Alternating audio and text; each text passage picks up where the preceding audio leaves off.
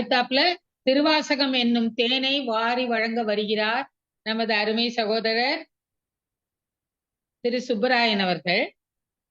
நம்ம வாரம் அவரோட அருமையான விளக்கத்தையும் பாடல்களையும் கேட்டு வருகிறோம். இந்த திருவாசகம் என்னும் தேன்ல 30வது பகுதி இது. கீர்த்தி திரு அகவல் பாகம் 12 விளக்க வருகிறார் சித்தாந்த நவமணி சிவ திரு சுப்பராயன் அவர்கள். கடலூர் குறிஞ்சிப்பாடி அருகே தம்பிப்பேட்டையில் பிறந்தவர். பொறியாளர் படிப்பில் அருள் ஞானி அவர்களின் அருமை சீடர். இளமையிலேயே பேறு பெற்று அவரிடம் பாடம் கற்றவர். மாதந்தோறும் திருவாசக தொடர் வகுப்புகள், பெரிய புராண வகுப்பு தொடர்கள், சைவ சித்தாந்த வகுப்பு தொடர்கள் நடத்தி மக்களை உய்ய வழி செய்கிறார். வணக்கத்துடன் அவரை வாழ்த்தி வரவேற்கிறேன். சமய சொற்பொழிவு அருமையாய் செய்யும் அவர் இன்று நமக்கு கீர்த்தி திரு அகவல் பாகம் 12 விளக்க வருகிறார். வாருங்கள் ஐயா. நமஸ்காரம். சிவா திருச்சிற்றம்பலம். மண்ணி இலங்கிடும் அறிவாம் ஈசன் அப்படி விளங்குகின்றதறிதலே சிவன் தனக்கு மெய்ப்படு பூசை மற்றோர் செயலினால் அன்று மெய்யே இப்படி ஞானம் தன்னால் இறைஞ்சிடப்படுவான் ஈசன்.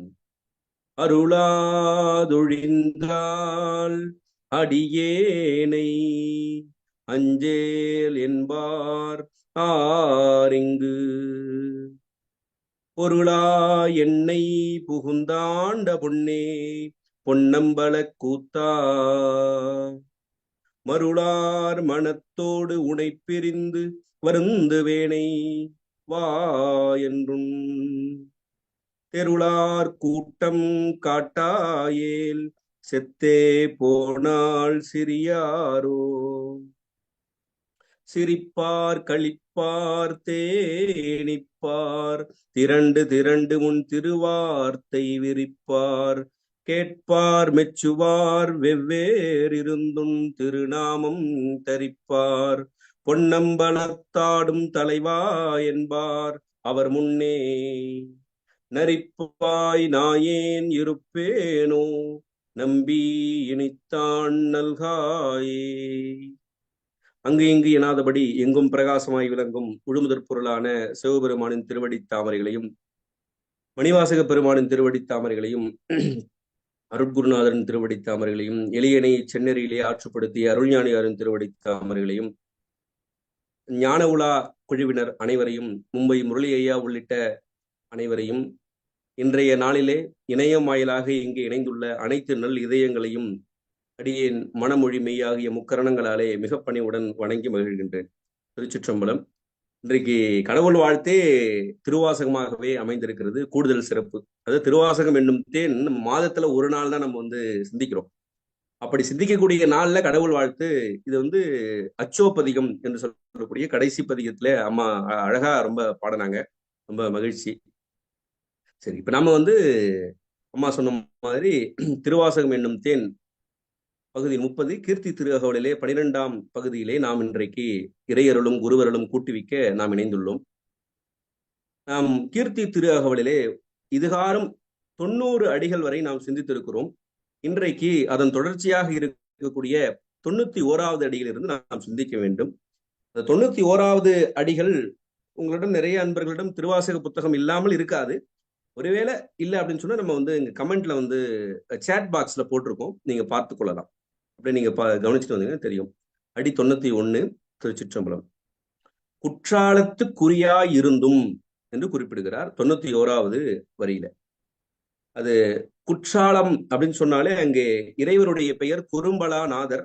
அங்கே இருக்கக்கூடிய அம்மையினுடைய திருப்பெயர் குழல்வாய் மொழி அம்மை. அம்மாவோட பேர் பாருங்க, குழல்வாய் மொழி அம்மை. பொதுவா நமக்கு பஞ்ச சபைகள் சொல்லப்படும். அதாவது பொன், வெள்ளி, தாமிர சபை, சித்திர சபை, கூட ரத்தின சபை, சித்திர சபை. இந்த சித்திர சபை தான் நமக்கு குற்றாலம் என்பது நமக்கு தெரியும். அப்புறம் மற்றதெல்லாம் தெரியும்.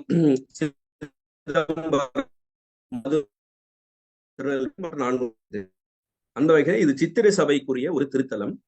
அந்த குற்றாலத்திலே குறியாய் இருந்து என்று மணிவாசக பெருமான் அருளி செய்கிறார். அது என்ன குறி அப்படின்னு சொன்னா ஒரு அடையாளம், ஒரு சிம்பல் என்பதுதான் இங்கே குறி என்று சொல்கிறார். இத பெரிய புராணத்துல தெய்வ சேக்கிழார் இந்த குறி என்பதற்கு அழகா ஒரு பாடல் அருளி இருப்பார். என்னன்னு பாருங்களேன்.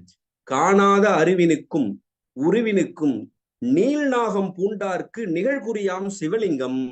அந்த குறி என்பது என்னன்னு கேட்டீங்கன்னா அது சிவலிங்கம். அந்த சிவலிங்கத்தை தான் இங்கே குறியா இருந்து என்று குறிப்பிடுகிறார். அப்படின்னா என்ன அர்த்தம்னா இங்கே சுயம்பு மூர்த்தியாய் இறைவன் இருக்கிறார்.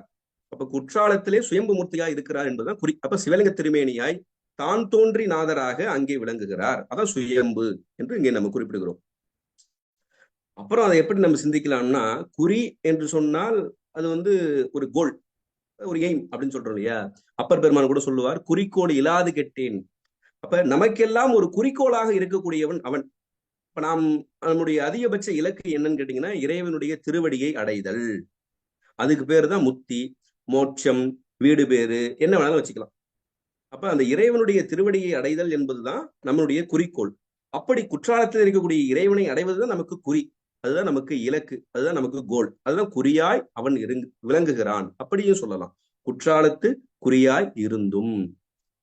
அப்புறம் அந்த குறி என்று சொல்லக்கூடிய அந்த கோல் அச்சீவ் பண்ணணும்னா நம்ம என்ன பண்ணணும்னா நம்ம அந்த மெடிடேஷன் என்று சொல்லக்கூடிய தியானத்தை நாம் மேற்கொள்ள வேண்டும். அதை இன்னும் சைவ சித்தாந்த ஒரு சொல்லாட்சி சொல்லுவாங்க, நிட்டை கூடல். நம்ம என்ன சொல்லுவோம், நம்ம நிஷ்டை அப்படின்னு சொல்லுவோம் இல்லையா, அதுதான்.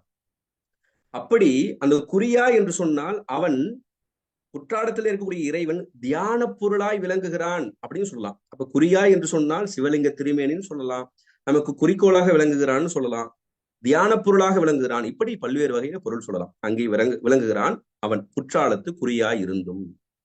அந்த திருத்தலத்திலேயே அகத்தியர் வழிபட்டிருக்கிறார் என்பது ஒரு புராண செய்தி. அங்கே அகத்தியர் சங்கர நாராயண கோலத்தையே அங்கே கண்டு வணங்கி இருக்கிறார் என்பது அங்கே சொல்லக்கூடிய புராண செய்தி, அந்த தலத்தினுடைய புராண செய்தி என்பது கூடுதல் தகவல். அப்புறம் 92வது அடியிலிருந்து 96வது அடி வரைக்கும் ஒரு கோர்வையா ஒரு செய்தியை நமக்கு அருளி செய்கிறார். அதை அப்படியே பார்க்கலாம், நீங்க சேட் பாக்ஸ்லயும் பார்க்கலாம்.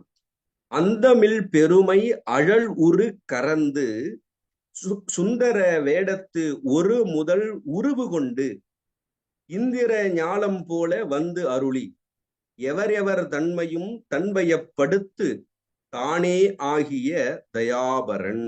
இது வரைக்கும் ஒரு செய்தியை நமக்கு சொல்றார். அது என்ன, நம்ம ஒவ்வொரு அடியா பார்ப்போம். 92ல சொல்றாரு அந்தமில் பெருமை அழல் உரு கறந்துன்னு சொல்றாரு. அந்தம்னா முடிவு, அந்தம் இல் அப்படின்னு சொன்னா முடிவு இல்லாத, பெருமை அப்படின்னு சொன்னா அப்ப முடிவே இல்லாத பெருமையுடையவன் இறைவன். அப்ப அவனுடைய பெருமையை நம்ம சொல்லிக்கொண்டே போகலாம். ஒரு சொல்லி முடிச்சுட்டா இவ்வளவுதாங்க அவருடைய பெருமை, முடிஞ்சிருச்சு, இதுக்கப்புறம் அவருடைய பெருமையை சொல்வதற்கு ஒண்ணும் இல்லை அப்படின்னு சொல்ல முடியுமான்னு கேட்டா சொல்ல முடியாது. அப்ப அவனுடைய பெருமையை சொல்லிக்கொண்டே போகலாம், அதுக்கு ஒரு எண்டு இல்லை. அதுதான் அந்தமில் பெருமை உடையவன். அதான் சொன்னாரு அந்தமில் பெருமை. அவன் எப்படிப்பட்டவனா அழல் உரு. அழல்னா நெருப்பு, நமக்கு தெரியும். அந்த உருனா அந்த உருவம், இந்த திருமேனி. அப்ப அவன் எப்படி பொன்னார் மேனியன், அப்ப நெருப்பு உருவினன் அவன். திருவண்ணாமலையில நம்ம பார்க்கிறோம் சோதி வடிவாக விளங்குகிறான், நம்ம பார்க்கிறோம் அக்னித்தலம். இந்த அழல் உரு என்று சொன்னால் என்ன பொருள்னா இந்த யூனிவர்ஸ், இந்த பிரபஞ்சம் இருக்கிறது இல்லையா, அப்படி அது ஒவ்வொரு அண்டத்திலையும் ஒவ்வொரு உலகம் இருக்கிறது.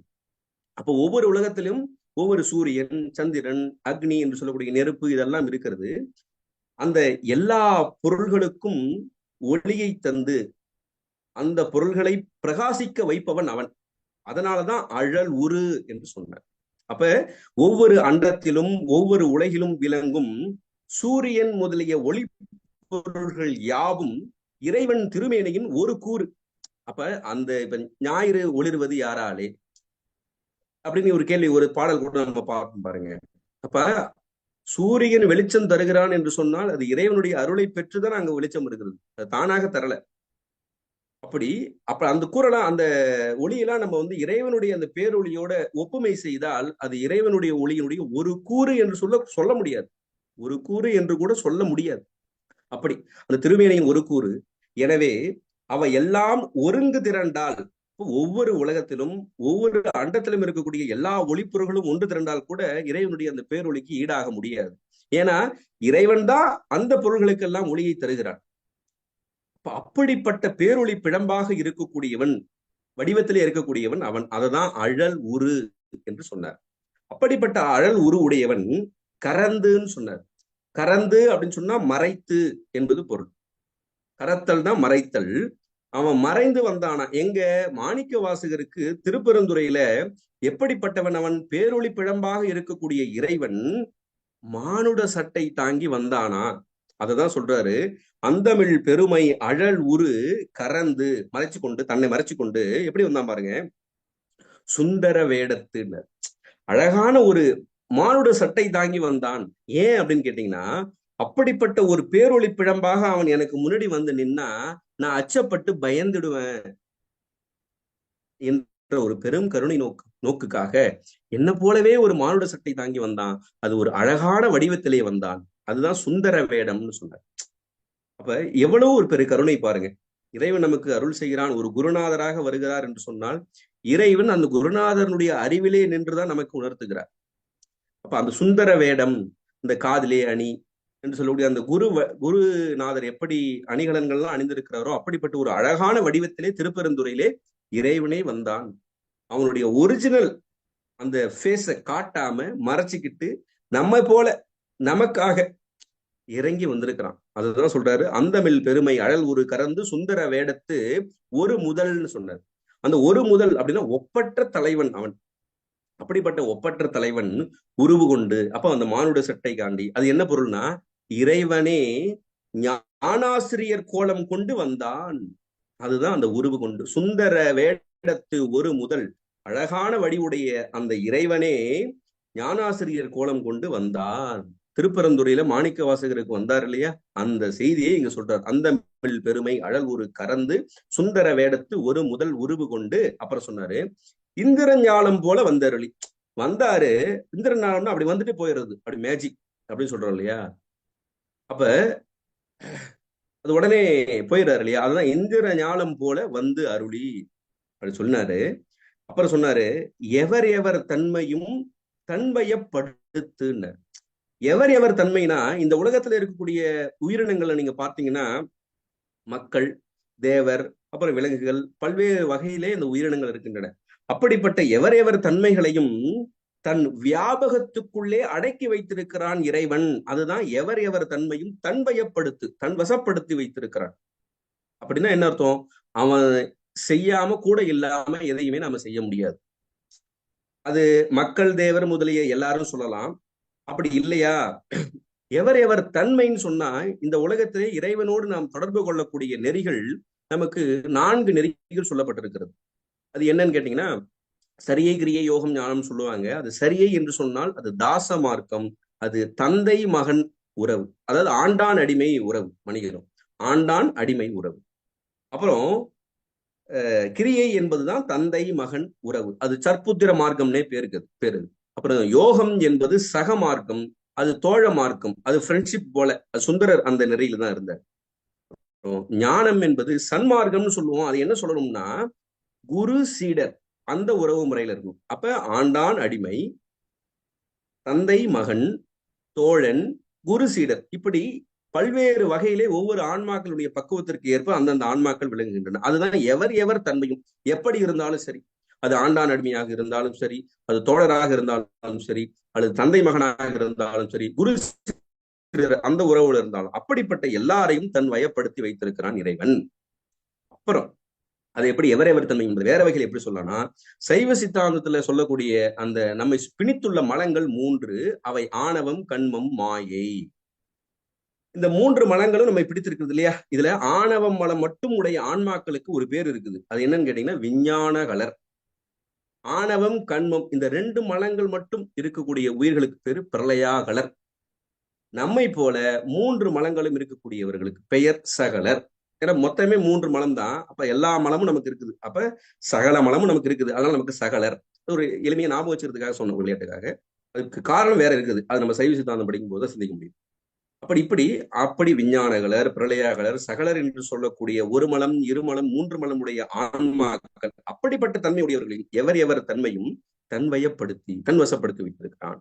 அப்ப அதற்கு இவ்வாறு பல வகையில பொருள் செய்யலாம். தன்வயப்படுத்தி. அப்புறம் சொன்னாரு, தானே ஆகிய தயாபரன் சொன்னார். அப்ப எல்லாரும் தாமே விளங்கும் கருணையே பரமாக கொண்ட ஈசன். அது சொன்னாரு தானே ஆகிய அப்படின்னு சொன்னா என்ன பொருள்னா, எல்லா உயிர்களோட இவன் கலந்திருக்கிறான். அது ஒன்றாய் வேறாய் உடனாய் இருப்பான் என்று சைவ சித்தாந்தம் சொல்லும். அப்படி இருந்தாலும் எல்லா உயிர்களோடு ஒன்றாய் நிற்பினும் இறைவனுடைய இயல்பு எப்படி இருக்கும் கேட்டீங்கன்னா, உயிர்களின் இயல்புகளை விட வேறாய் முதன்மையுற்று, இவன் தான் தலைவன் இல்லையா? அப்ப முதன்மையுற்று நிற்கும் என்பதனால தானே ஆகிய அப்படின்னு சொன்னார். அவன் எல்லாரோட கலந்து இருக்கிறாங்க, அப்ப எல்லாரோட ஒன்னா அப்படின்னு கேட்டா இல்ல இல்ல, அவன் உங்களை விட முதன்மையானவன், அதனால தானே ஆகிய அந்நெறி என்றெல்லாம் சாத்திரங்கள் சைவ சித்தாந்தத்துல வரும். அதான் தானே ஆகிய தயாபரன்னர். தயான கருணை, பரன்னா மேலானவன் அர்த்தம். அப்ப அந்த இறைவன் வந்து அருள்வது உயிர்களின் மேல் கொண்ட கருணையாலே, அதனாலதான் தயாபரன் அப்படின்னு சொன்னார். அப்ப கருணையே உடையவன் அவன், கருணையே வடிவமானவன் அவன், அதனால தயாபரன் சொன்னார். அப்ப தானே ஆகியவன் தயாபரன், அது ரெண்டுத்தையும் இப்படி பிரிக்கும். இதுல ஒரே ஒரு செய்தியை மட்டும் நம்ம பார்க்கணும். இந்திர ஞானம் போல வந்தருளி எவர் தன்மையும் தன்மையப்படுத்துன்னு சொன்னார் இல்லையா? இதுல ஒரு ஒரு உபனிஷத்தினுடைய செய்தியை அடக்கி இருக்கிறார் இந்த 2 அடிக்குள்ள. அது என்னன்னு பார்ப்போம். கேனோ உபனிஷத் அப்படின்ற ஒரு உபனிஷத் இருக்குது. கேனோ உபனிஷத், அது உபநிடதம் அப்படின்னு சொல்லுவாங்க. அந்த வேதாந்தம் அப்படின்னு சொல்றோம் இல்லையா, வேதாந்தம் தான் உபனிஷத் அப்படின்னு சொல்லப்படும். இந்த வேதாந்தத்தினுடைய தெளிவு தான் சித்தாந்தம், அதுதான் சைவ சித்தாந்த சாத்திரங்கள். இல்ல எந்த விதமான ஒரு தெளிவா நமக்கு இருக்குது. அப்படிப்பட்ட அந்த கேனோ உபனிஷத்துல ஒரு கதை சொல்லப்படும். என்னன்னு கேட்டீங்கன்னா, எப்பொழுதுமே தேவர்களுக்கும் அசுரர்களுக்கும் எப்பொழுதுமே அது வந்து பொருந்தாத, சேர மாட்டாங்க. அப்படி சேர்ந்தாங்கன்னா அது கூட்டணியே சேர மாட்டாங்க. சில உலகத்துல சில கட்சிகள்லாம் எப்போதும் சேராதுன்னு சொல்றோம் இல்லையா, அது போல அது தேவர்களும் அசுரர்களும் சேரக்கூடாது. ஒருவேளை சேர்ந்தாங்கன்னா அவங்களுடைய ரிசல்ட் ஃபெயில் ஆகுது. அதனாலதான் பார்க்கடல கடையை போய் அமுது வருவதற்கு பதிலாக விஷம் வந்துடுச்சு, ஆழகாலம் வந்துடுச்சு.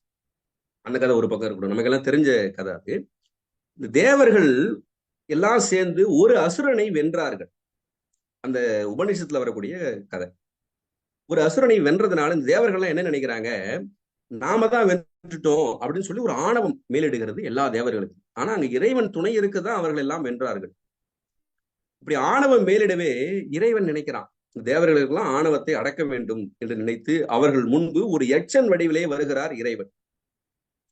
அப்படி பார்க்கிறாங்க, இது யார் இவன் அப்படின்னு சொல்லி தேவர்கள் எல்லாம் பாக்குறாங்க. ரொம்ப தூரத்துல அடிக்கிறது அந்த எச்ச வடிவம். பார்த்த உடனே இங்க எல்லா தேவர்கள்லாம் ஒரு மீட்டிங் போடுறாங்க. மீட்டிங் போட்டு யார் இது தெரியலையே, புதுசா இருக்குது அப்படின்னு சொல்லி பாக்குறாங்க. அங்க அக்னி பகவான், அக்னி தேவனை கூப்பிட்டு நீ போய் யாருன்னு பாத்துட்டு அப்படின்னு சொல்லி சொல்றாங்க. முதல்ல அக்னி பகவான் போறார். அங்க போயிட்டு யாருப்பா நீ அப்படின்னு கேட்கிறாரு. அந்த எச்சன் வடிவில இருக்கக்கூடிய இறைவனை பார்த்து ஃபர்ஸ்ட் முதல்ல நீ யாருன்னு சொல்லி கேட்கிறாரு. அந்த எச்சன் வடிவில வந்து கேட்கிறாரு, நீ யாருப்பா அப்படின்னு சொல்லிட்டு, நான் தான் அக்னி தேவன், இந்த உலகத்துல இருக்கக்கூடிய எல்லா பொருளையும் அழிக்கக்கூடிய ஆற்றலை உடையவன் நான், அப்படிப்பட்ட திறமை உடையவன், என்ன பார்த்து யாருன்னு கேட்கறியா அப்படின்னு சொல்லி திரும்பி ஆணவம் போலவே பேசிக் கொண்டிருக்க. அப்படியாப்பா, ஒரு சின்ன புல் எடுத்து கீழே போடுற, இந்த புல்ல அப்படின்னு சொல்றாரு. இவனுடைய முழு ஆற்றலையும் பயன்படுத்தி அது ரொம்ப விரைவா வேகமா போய், இது என்ன ஒரு சின்ன புல், இது எரிப்பதுக்கு நமக்கு ஒரு பெரிய இதுவா, அப்படி இதெல்லாம் சும்மா ஜுஜிபி அப்படின்னு சொல்றோம் இல்லையா, அது போல போயிட்டு எரிப்பதற்கு முற்படுகிறான் நெருப்பு கடவுளாக இருக்கக்கூடிய அக்னி பகவான். அவனால முடியல, அந்த ஒரு சிறு புல்லை எரிக்க முடியல. உடனே அவன் திரும்ப வந்துடுறான். வந்துட்டு இங்க தேவர்கள் எல்லாம் சொல்றான், இது மாதிரி போன இங்க நடந்ததை சொல்றான். சரி நீ போவாத, இப்ப வாயு பகவானை அனுப்புவோம்னு சொல்லி வாயு பகவான் அனுப்புறாங்க. காற்று அங்க போனோடனே திருப்பி அதே கேள்வியை அங்க பார்த்து காற்று வாயு பகவான் கேட்கிறாரு. திரும்ப அவர் எச்ச நீ யாருப்பா சொல்லுப்பா அப்படின்னு சொன்ன உடனே சொல்றேன், இந்த உலகத்துல இருக்கக்கூடிய எல்லாவற்றையும் ஒரு சேர திரட்டி அப்படியே உள்ளங்கையில அடக்கிடுவேன். இப்போ கூட புயல் உருவாயிருக்கிறது, ஃபெங்கல் அப்படி இப்படின்னு நிறைய சொல்லிட்டு இருக்கிறாங்க. அது வாயு பகவான் இருந்தாலும் அங்க இறைவன் மேல இருக்கிறார் அப்படின்றத நம்ம மறந்துடக்கூடாது. அந்த வாயு பகவான் சொன்ன உடனே, அப்படியாப்பா, இங்க கீழே அதே சிறு புல் இருக்கும், அந்த புல்ல கொஞ்சம் லேசா தூக்குப்பா, காத்து தானே, அப்படி தூக்கிட்டு பார்ப்போம் அப்படின்னு சொல்லி எச்சன் வடிவில வந்து இறைவன் சொல்றார். அந்த வாயு பகவான் அதை தூக்குவதற்கு, அதுதான் ஒரு சின்ன புல்லு தானே அப்படின்னு சொல்லி முற்படுகிறான். முழு ஆற்றலையும் முடியல, திரும்பி ஃபெயில் ஆயிட்டான், திரும்பி போயிட்டான். போன உடனே எல்லாரும் என்ன பண்றாங்க, சரி எல்லா தேவர்களும் உரிமை அனுப்பினா சரி வரு, தலைவா நீயே போயிட்டு வான்னு சொல்லி தேவர்களுக்கெல்லாம் தலைவனாக இருக்கக்கூடிய இந்திரனை அனுப்பி வைக்கிறாங்க. இந்திரன் போறான். அங்க போன உடனே அந்த எச்ச வடிவில் இருக்கக்கூடிய இறைவன் மறைந்து விடுகிறார். மறைந்த உடனே அங்க உமையம்மை தோன்றுகிறார். உமையம்மை தோன்றிய உடனே இந்திரன் கேட்கிறான், உமையம்மையை வணங்கி விட்டு யார் அந்த எச்ச வடிவிலே வந்தது யாருன்னு கேட்ட உடனே, இந்த புல் என்னன்னு தெரியுதா, இது என்னால உன்னை ஏதாவது செய்ய முடியுமோ உன்னால அப்படின்னு சொல்லி கேட்கறான். இவனை முற்படுகிறான், ஒண்ணுமே செய்ய முடியல அந்த புல். அப்பதான் அந்த உமாதேவி இந்திரன் இடத்திலே உபதேசம் செய்கிறார். நீங்க ஒரு அசுரனை வென்றது இறைவனுடைய அருட்காரணமாக தான் நீங்க வென்றிருக்கிறீர்கள், எல்லாம் நீங்களா வென்றுட்டீங்க, நீங்களா செய்துட்டீங்க அப்படின்னு சொல்லி நீங்க எல்லாம் தன்முனைப்பிலே ஆணவத்திலே இருக்கிறீங்க. அது இறைவன் அருளால் நீங்கள் வென்றி அப்படின்னு சொல்லி அப்பதான் புரிகிறது. அப்ப இதுல நமக்கு தெரிய வேண்டியது என்னன்னு கேட்டா, நம்முடைய இந்த ஐம்பொறிகள் இருக்குது இல்லையா, மெய்வாய் கண்மூக்கு செவி, இதுதான் இந்த அக்னி தேவன் வாயு பகவான் என்று சொல்லக்கூடிய அந்த பஞ்சபூதங்கள்னு வச்சுங்களேன். அந்த ஐந்தும் இந்திரன் வந்தான் இல்லையா, அவன் தான் மனம். அப்ப நாம இந்த ஐம்பொறிகளால நம்ம எல்லாம் செஞ்சிடலாம், மனதால எதையும் செய்து விடலாம் என்று நாம் நினைக்க கூடாது. நமக்கும் இறைவனுடைய அருள் இருந்தால்தான் நாம் எதையுமே செய்ய முடியும். அதனாலதான் எங்க சொன்னாரு, இந்திர ஞானம் போல வந்தருளி எவரெவர் தன்மையும் தன்மயப்படுத்தினர். நமக்கு எல்லாம் தெரிஞ்ச ஒரு பழமொழி இருக்குது பாருங்க, இந்த புல் கீழே விழுந்தது இல்லையா, அதை யாராலையும் அசைக்க முடியல. அப்பதான் சொல்லுவாங்க அந்த பழமொழி, அவனன்றி ஓர் அணுவும் அசையாது. இந்த பழமொழியே அதுதான், அவனன்றி ஓர் அணுவும் அசையாது. அப்போ ஒரு புல்லை கூட நம்ம அசைக்க முடியாது, சின்ன புல் தானே என்று அலட்சியமா நினைக்கக்கூடாது. அவனுடைய அருள் இருந்தால்தான் அதை செய்ய முடியும் என்பதுதான் கருத்து. அதுதான் இந்திர ஞானம் போல வந்தருளி எவரவர் தன்மையும் தன்மையப்படுத்தி என்று அங்கே அருளி செய்தார் என்பதை நம்ம பார்க்கிறோம். சரி, அடுத்தது 97வது அடி. இது வரைக்கும் அந்த ஒரு தொகுப்பை பார்த்தோம். அந்தமிழ் பெருமை அழல் ஒரு கறந்து சுந்தர வேடத்து ஒரு முதல் உருவு கொண்டு இந்திர ஞானம் போல வந்து அருளி எவர் எவர் தன்மையும் தன்மையப்படுத்து தானே ஆகிய தயாபரன். அப்புறம் சொன்னாரு 97ல சந்திர தீபத்து சாத்திரனாகின்னு சொன்னார். இந்த சந்திர தீபம் என்பது ஒரு தலம், அது ஒரு தீவாக சொல்லப்படுகிறது. அது எங்க இருக்கிறது என்பது நேர நம்ம கீர்த்தி திருயோகளை நம்ம சொல்லி கொண்டு வருகிறோம். சில தலங்கள்லாம் இன்றைக்கு காலகட்டத்தில் எங்க இருக்குன்னு நம்ம அனுமானிக்க முடியல. அந்த தலத்திலே இறைவன் சாத்திர வல்லோனாய் அங்கே வீற்றிருந்தான். சாத்திரம்னா நம்ம இப்ப சொன்னோம் இல்லையா, சாத்திரங்கள். சாத்திரங்கள்னா நமக்கு ஆகம நூல்கள். அங்க சாத்திர வல்லோனாய் இருந்தான். அப்படி இருந்தாங்க என்ன பண்ணானா, அங்க சொல்றாரு, அந்தரத்து இழிந்து வந்து அழகு அமர் பாலையுள்னர். இந்த பாலையே மருதமாக மாற்றினானா, அது ஒரு குறிப்பு சொல்லப்படுகிறது. அந்த தளத்திலே சாத்திர வல்லவனாய் இருந்து பாலை நிலத்தை மருத நிலமாக மாற்றினான். அப்புறம் அப்படிப்பட்ட அந்த தளத்திலே கலை வல்லோனாய், கலைன்னு சொன்னாலும் அந்த நூல்கள் சொன்னாலும் சாத்திரங்கள் சொன்னாலும் எல்லாம் ஒண்ணுதான். அப்ப கலை வல்லோனாய் உருவு கொண்டு ஞான நூல் பொருளை உணர்த்தக்கூடியவனாக அங்கே இருந்தான். எங்க சந்திர தீபத்தில், அது ஒரு தீவு. சந்திர தீபத்து சாத்திரனாகி, அப்ப ஞான உபதேசத்தை செய்யக்கூடியவனாக இறைவன் இருக்கிறான்.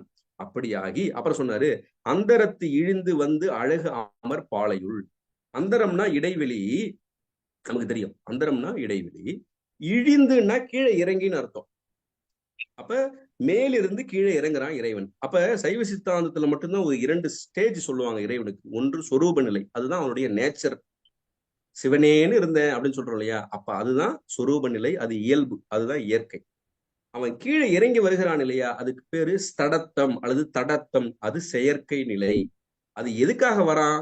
நமக்காக வரான். யாருக்காக வரான்? நமக்காக வரான். அப்படி வரான் இல்லையா, அதுதான் சொல்றாரு, அந்தரத்து அவன் மேல இருக்கக்கூடியவன் கீழே இறங்குறான் நமக்காக.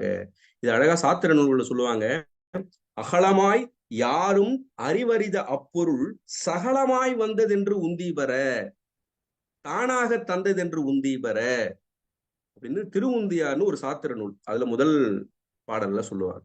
அப்புறம் நம்ம திருமந்திரத்துல உபதேசம்னு ஒரு பகுதி, அதுல திருமூலர் நமக்கு அழகா சொல்லுவாரு, விண்ணின்று இழிந்து, இதே சொல்ல பயன்படுத்திப்பார். விண்ணின்று, இங்க அந்தரத்து இழிந்துன்னு சொல்றாரு இல்லையா, அதே போல விண்ணின்று இழிந்து வினைக்கு ஈடாய் மெய்கொண்டு. வினைக்கு ஈடாய் மெய்கொண்டுனா எவர் தன்மையின் போன பார்த்தோம் இல்லையா, யார் யார் எந்தெந்த பக்குவத்தில் இருக்காங்களோ அந்தந்த பக்குவத்துல அவன் அருள் செய்யும்.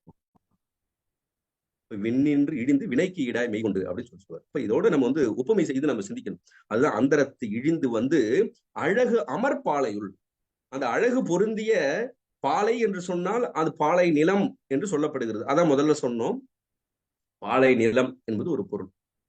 இன்னொன்னு, திருக்கழிப்பாலை தலத்தை தான் இங்கே குறிப்பிடுகிறார் என்பது இன்னொரு பொருள். திருக்கழிப்பாலை என்பது எங்க கடலூர் மாவட்டத்திலே சிதம்பரத்துல திருக்கழிப்பாலை பாடல் பெற்ற தலம், அதைதான் இங்க குறிப்பிடுகிறார் என்று ஒரு. இல்ல, இந்த பாலை என்பது மாணிக்கவாசகரை ஆட்கொண்ட திருப்பெருந்துறையை தான் இங்கே குறிப்பிடுகிறார் என்று ஒரு கருத்தும் சொல்லப்படுகிறது. அப்படி அந்த திருப்பெருந்துறை அப்படின்னு சொல்லி நீங்க வச்சுக்கிட்டீங்கன்னா அது நம்ம எப்படி வச்சுக்கிட்டோம்னா, சந்திரதீபம் என்ற தீவிலே சாத்திர வல்லவனாய் ஞான உபதேசத்தை செய்யக்கூடிய அவன் திருப்பெருந்துறை ஆகிய இந்த பாலைக்கு வந்து எம்பொருட்டு இந்த சாத்திர நூலை அந்த உபதேசத்தை எனக்கு வழங்கினான் என்று நம்ம அதுக்கு ஒரு பொருள் செய்யலாம். அதான் அந்தரத்து இழிந்து வந்து அழகு அமர் பாலையுள் எப்படி வந்தானா, சுந்தரத்தன்மையோடு அழகிய வடிவம் கொண்டு. ஏற்கனவே பார்த்தோம் இல்லையா, போன இதுல கூட பார்த்து பாருங்க, சுந்தர வேடத்துன்னு சொன்னோம். இங்க சுந்தர தன்மையோடு துதைந்து அப்படின்னா நெருங்கின்னு அர்த்தம், ரொம்ப கிட்ட வந்துட்டான். துதைந்து இருந்து அருளியும். அப்ப சந்திர தீபம் ஞான ஆகம தீப சாத்திரனாக இருந்து திருக்கழிப்பாலை தலத்துக்கு வந்தான்னு சொல்லலாம், திருப்பெருந்துளை தலத்துக்கு வந்தான்னு சொல்லலாம். அப்ப திருக்கழிப்பாலை என்னும் தலத்தில், அது திருக்கழிப்பாலைன்னு வச்சுக்கிட்டா அங்க திருக்கழிப்பாலை தலத்துல அங்க உமையம்மைக்கு அனுக்கிரகம் செய்தார் இறைவன் என்பது அந்த தல வரலாறு. அதனால சந்திர தீபம் என்று சொல்லக்கூடிய அந்த தலத்துல ஞான ஆகம தீப சாத்திரனாக இருந்து திருக்கழிப்பாலை என்னும் தலத்தில் பராசக்திக்கு அனுக்கிரகம் செய்தான். நீங்க திருப்பெருந்துறைன்னு அந்த தலத்தை வைத்துக் கொண்டால் அதே அந்த சந்திர தீபம் என்று சொல்லக்கூடிய அந்த ஊரில் இருந்து மாணிக்க வாசகருக்கு அருளி செய்தார் என்று இரண்டு வகையிலும் பொருள் செய்யலாம். அப்ப இது பார்த்தோம், சந்திர தீபத்து சாத்திரனாகி அந்தரத்து இழிந்து வந்து அழகாமர் பாலையுள் சுந்தரத்தன்மையோடு துதைந்து இருந்து அருளியும். அப்புறம் மந்திர மாமலை மகேந்திர வெற்பன். மந்திர மாமலை மகேந்திரம், வெற்புனாலும் மலைதான். இந்த மகேந்திர மலையே இந்த கீர்த்தி திருஅகவல்ல இதோட 3வது முறை சொல்றாரு மாணிக்க வாசகர். இதுக்கு முன்னாடி ஒரு தடவை சொல்லிருக்காரு. அப்புறம் மண்ணு மாமலை மகேந்திரம் அருளி இன்னொரு இடத்துலயும் சொன்னார், அந்த சொல்லப்பட்ட இடம் மகேந்திர மலையில் தான் ஆகமம் சொல்லப்பட்டது என்பதெல்லாம் நம்ம பார்த்திருக்கிறோம். அப்ப இங்கேயே சொல்ற பாருங்க, மந்திர மாமலைனர். மந்திரம் என்று சொன்னால் இந்த மந்திரம் என்ன செய்யும்னா நினைப்பவனை காப்பதுதான் மந்திரம் அப்படின்னு. அப்ப மனமது செம்மையானால் மந்திரம் செபிக்க வேண்டா சொல்லுவாங்க இல்லையா. அப்ப அந்த மண் திறம் அதுதான் மந்திரம், நினைப்பவரை காக்கக்கூடியது அது மந்திரம். அப்படி ஒரு ஆற்றல் உடையது அது மந்திரம். அதனாலதான் 5 எழுத்து மந்திரம் எல்லாவற்றையும் நமக்கு செய்யும் சொல்லி சொல்றோம், அதுதான் மந்திரம். அப்படி மந்திர மாமலை, அப்ப மந்திர நூலாகிய ஆகமம் வெளிப்பட்ட இடம்தான் இந்த மந்திர மாமலை. மகேந்திர வெற்பன்னு சொன்னார். மகேந்திர மலை, வெற்புனா மலை, வெற்பன் அப்படின்னு சொன்னா அந்த மலைக்கு தலைவன். எந்த மலைக்கு தலைவன்? மகேந்திர மலைக்கு தலைவன். இப்ப எப்படி வச்சு, மந்திர மாமலை மகேந்திர வெற்பன்னா மகேந்திர மலைக்கு தலைவனாக இருக்கக்கூடிய இறைவன் அங்கே ஆகமத்தை நமக்கு அருளி செய்தான் என்ற செய்தியை இங்க சொல்றார். மந்திர மாமலை மகேந்திர வெற்பன். அப்ப சொன்னாரு அந்தமிழ் பெருமை அருள் உடை அண்ணல். ஏற்கனவே சொன்ன அந்தமிழ்னா நமக்கு தெரியும், முடிவே இல்லாத பெருமையுடையவன். பெருமையுடையவன் சொன்னா இதுல இன்னொரு செய்தி தெரியுது, அவனுடைய பெருமையை சொல்லிக்கொண்டே போகலாம், என்லெஸ், முடிவே இல்லை அப்படின்னு சொன்னோம். அதுல இன்னொரு குறிப்பு என்னன்னா, இப்ப நம்மை பத்தி ஒரு பெருமை சொல்றோம் அப்படின்னு சொன்னா ஒரு பெருமையை நம்ம முடிச்சு விடலாம், இவ்வளவுதானே இவரை பத்தி சொல்ல முடியும் அப்படின்னு ஒரு செய்தி சொல்லலாம். இல்லைன்னா இவ்வளோ பெருமையை எல்லாம் அழகா பக்கம் பக்கமா ஒரு பெரிய ஒரு பெருமையை ஒரு நபரை பத்தி நம்ம சொல்லுவோம். சொல்லிட்டு ஆனா அவர்கிட்ட ஒரு கெட்ட பழக்கம் இருக்குதுங்க அப்படின்னு சொல்லி ஒரு இக்கு அப்படி வைப்போம் இல்லையா. அப்படிப்பட்ட அந்த சிறுமை தன்மையே இல்லாதவன் இறைவன். அப்பதான் அந்த மில் பெருமை அப்படின்னா முடிவில்லாத பெருமை உடையவன், சிறுமை தன்மையே இல்லாதவன், அதுதான் அங்க அந்த மில் பெருமை. அப்புறம் சொன்னாரு அந்த அருள் உடை அண்ணல, அந்தமிழ் அருள் உடை அந்தமிழ் அண்ணல் அப்படி பிரிக்கணும். அப்படின்னு அர்த்தம், முடிவே இல்லாத அருளை உடையவன், அதான் அருள் உடை. அண்ணல் அப்படின்னா மிகப்பெரியவன். அப்ப அந்தமே இல்லாத அருளை உடையவன், அந்தமே இல்லாத பெருமை உடையவன் என்று அதை சொல்ல. அந்தமிழ் பெருமை அருளுடை அண்ணல் எம் தம்மை ஆண்ட பரிசு அது பகரின். எம் தம்மை அப்படின்னு சொன்னாரு, என்னைன்னு சொல்லல, எம் தம்மைன்னு மற்ற அடியார்களையும் சேர்த்து புளூரல்ல சொல்லியிருக்கிறார் பாருங்க, பன்மையில. ஏன்னா மற்ற அடியார்களையும் சேர்த்து சொல்கிறார் நம்முடைய மாணிக்க வாசகர். பல சில இடங்களில் என்னைன்னு சொல்லுவாரு, இந்த இடத்துல எம் தம்மை எங்களை எல்லாம் ஆண்ட ஆட்கொண்ட பரிசு அந்த தன்மை, பரிசு பகரின்னு சொல்லிருக்கலாம், பரிசு அது பகரின்னு சொன்னார் இல்லையா. இதுதான் நம்ம அடிக்கடி சொல்லுவோம், இது பகுதி பொருள் விகுதி, அந்த பகுதியே விகுதியும் சொல்லுச்சுன்னா. அப்ப சிவன் அவன் அப்படின்னு சொன்னா அந்த அவன் என்பது சிவனையே குறிக்கும், அதனால அது பகுதி பொருள் விகுதி. மங்கை அவள் வந்தாள், மங்கை என்பவளையே குறிக்கக்கூடியது அவள் என்பது, அது பகுதி பொருள் விகுதி. இப்ப பரிசுன்னு சொன்னாலே போதும், அந்த அது என்பது அந்த தன்மையை குறிப்பது. அதான் பரிசது. இது செய்யுளுக்காக வரும். பகரின் அதை நான் சொல்ல போனா அது எப்படி இருக்குன்னா, இறைவன் பெரிய ஒரு அரசன் போல. ஒரு அரசன்னா அவனுக்கு ஒரு 10 அங்கங்கள் இருக்கும். தசாங்கம்னு சொல்லுவாங்க. அந்த 10 அங்கங்கள் எவை எவை என்பதை 103வது அடியிலிருந்து சொல்ல வருகிறார். அந்த தசாங்கத்தை நாம் அடுத்த சிந்தனைகளை நாம் சிந்திக்கலாம் என்று சொல்லி இந்த அளவிலே இன்றைய சிந்தனையை நாம் நிறைவு செய்வோம். நிறைவு செய்வதற்கு முன்பாக உங்களுக்கு சில செய்திகளை சொல்ல விரும்புகிறேன். என்னன்னா, நம்ம ஒளி என்று சொல்லக்கூடிய ஒரு மாத இதழை நாம் மாதந்தோறும் வெளியிட்டு வருகிறோம். இல்ல உங்களை சிலருக்கு தெரிஞ்சிருக்கலாம், பலருக்கு தெரிஞ்சிருக்கிறாது. அந்த ஒளி என்னும் மாத இதழ் இது சைவ சமயத்தை பற்றி நம்ம திருமுறைகளும் சித்தாந்த சாத்திரங்களும் சில நேரங்களில் திருக்குறள், சில இலக்கணங்கள், அப்புறம் அதுல வந்து ஒரு வார்த்தை புதிர் என்றெல்லாம் நம்ம வந்து அதுல வந்து நிறைய செய்திகள் தருகிறோம். வாய்ப்புள்ள அன்பர்கள் அந்த இதழில் சேர்ந்து உறுப்பினராகி நல்ல ஆதரவு தருமாறு உங்களை என்னோடு கேட்டுக்கொள்கிறேன். திருச்சிற்றம்பலம். காவாய் கனகத்திரளே போற்றி, கையிலை மலையானே போற்றி போற்றி.